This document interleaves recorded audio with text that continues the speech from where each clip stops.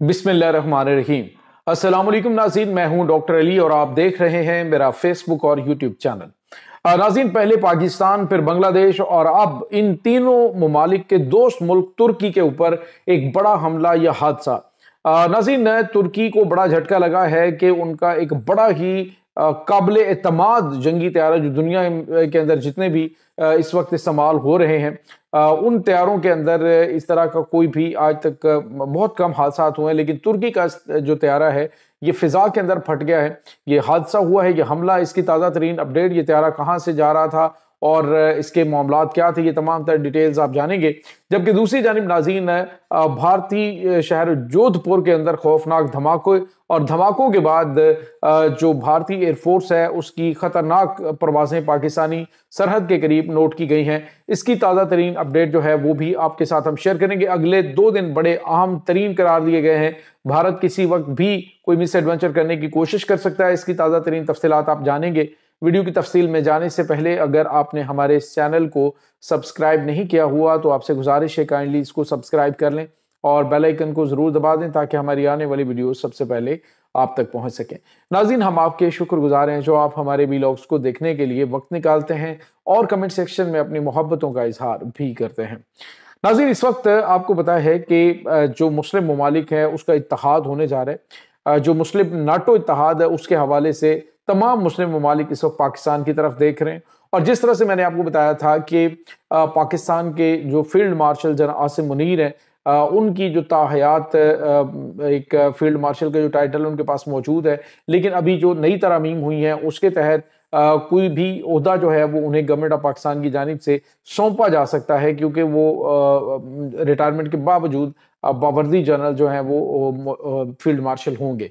उसके बाद नाज़रीन, मैंने आपको बताया था और ये बहुत हद तक सच है कि पाकिस्तान जो है वो लीड करने जा रहा है मुस्लिम नाटो इत्तेहाद को। और जो मुस्लिम ममालिक हैं उनमें तुर्किया, पाकिस्तान और उसके बाद आज़रबाईजान है, उसके बाद ईरान है, इसके बाद सऊदी अरेबिया है और इसी तरह से बांग्लादेश भी इस इत्तेहाद का हिस्सा बनना चाह रहा है। बहुत सारे दीगर इस्लामी ममालिक जो हैं वो पाकिस्तान से रब्ता कर रहे हैं।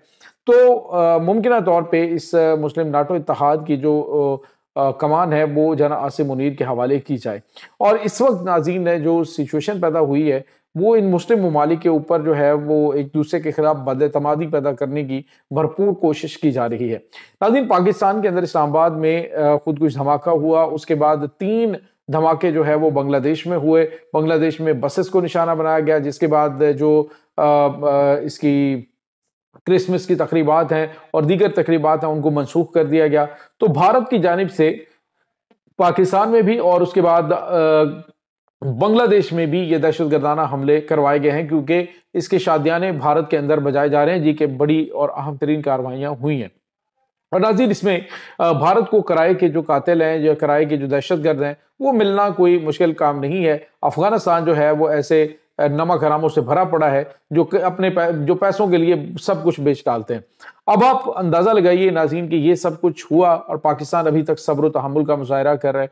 पाकिस्तान ने ये होने वाले हमले के बाद भी जो टीटीपी के दहशतगर्द जिनकी डिमांड पाकिस्तान ने की है उनकी एक एक की पिन पॉइंट लोकेशन के वो कहाँ पे रह रहे हैं, उनकी मूवमेंट्स क्या हैं, वो अफगान तालिबान के हवाले की और कहा है कि हमें हर चीज़ का पता है। तो लिहाजा अगर आप ये समझते हैं कि हम उन्हें टारगेट नहीं कर सकते तो हम सब्र कर रहे हैं, हम नहीं चाहते कि जंग जो है वो अफगानिस्तान के साथ लड़ी जाए।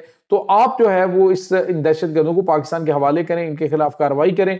अदरवाइज फिर पाकिस्तान इन्हें अगर आपको लोकेशन दे सकता है तो पाकिस्तान इन्हें ठोक भी सकता है।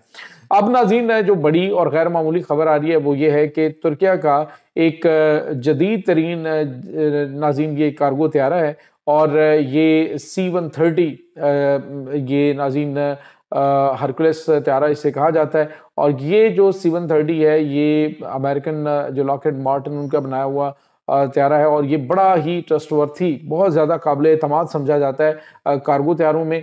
ये नाज़रीन जाता है आज़रबाईजान में और आज़रबाईजान से वापसी पर जो ये तैयारा है ये फ़िज़ा के अंदर हादसे का शिकार होता है और फ़िज़ा में ही जो है वो नाज़रीन इस तैयारे में आग लग जाती है और इसकी वीडियो वायरल है जिसमें ये तैयारा जो है वो घूमता हुआ नीचे आ रहा है और साथ ही साथ एक जो इसकी कार्गो जो शिपमेंट है वो भी गिर रही होती है।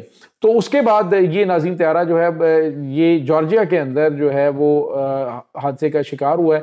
नाज़रीन इसके अंदर मौजूद 20 जो अमले के अरकान और पायलट्स हैं वो शहीद हो चुके हैं। और इस वक्त जो तुर्की के सदर रजब तैयब एर्दोगान है, उन्होंने कहा जी कि हम कोशिश कर रहे हैं कि कम से कम नुकसान जो है उससे निकला जाए। लेकिन इसके साथ ही नाज़रीन पाकिस्तान की पूरी जो कौम है वो इनके साथ खड़ी है। पहले नाज़रीन आपको याद होगा कि आज़रबाईजान ही से वापस आते हुए ईरान के सदर जो है वो इब्राहिम रईसी वो शहीद हुए और उनके तैयारे के ऊपर अटैक हुआ, हेलीकॉप्टर जो है उस हवाले से आपको पता है खबरें सामने आई। लेकिन अभी जो खबर आ रही है हमारे पास वो ये है कि इसी तरह से ये जैसे ही वहां से आया है, चूंकि वहां पे नाज़रीन इसराइल की बेस भी मौजूद है और इसराइल जो है वो वहां पे अपने जो है वो उनका फौजी अड्डा मौजूद है।